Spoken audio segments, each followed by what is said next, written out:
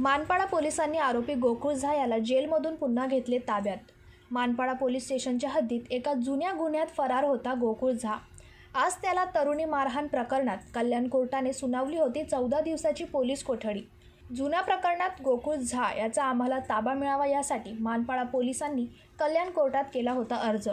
कल्याण कोर्टाने पोलिसांचे अर्ज मान्य केले। मानपाडा पोलीस स्टेशनच्या हद्दीमध्ये आरोपी गोकुळ झहावरती जो गुन्हा दाखल करण्यात आला 864/25 मध्ये सदर गुन्ह्यामध्ये आतापर्यंत त्याला 2 दिवस पोलीस रिमांड मिळाली होती। आज दुपारी सदर आरोपीला आपण कोर्टामध्ये हजर केला असता मान्य न्यायालयाने सदर आरोपीला त्यामध्ये न्यायालयीन कोठडी सुनावलेली आहे।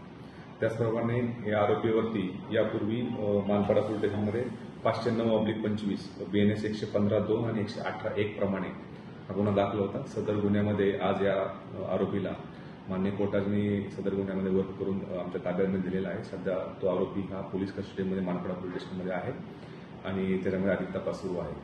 त्याचप्रमाणे सदर आरोपीने आज सकाळी ज्यावेळेस कोर्टामध्ये त्याला हजर केला घेऊन जात असताना सरकारी कामामध्ये सुद्धा अडथळा आणण्याचा प्रयत्न केलेला आहे। त्या अनुषंगाने त्या आरोपीवरती मानपाडा पोलीस स्टेशन या ठिकाणी 881/25 BNS 132 प्रमाणे सदर आरोपीवरती गुन्हा दाखल केलेला आहे। त्या अनुषंगाने सुद्धा त्याच्यावरती आम्ही योग्य कारवाई करत आहोत। सदर आरोपी हा सध्या आता मानपाडा पोलीस स्टेशनच्या ताब्यामध्ये असून सदर आरोपीला आम्ही उद्या पुन्हा न्यायालयामध्ये हजर करणार आहोत आणि परत त्याच्यामध्ये पोलीस रिमांडची मागणी करणार आहोत। Bureau report, Janshakti, Dombivli.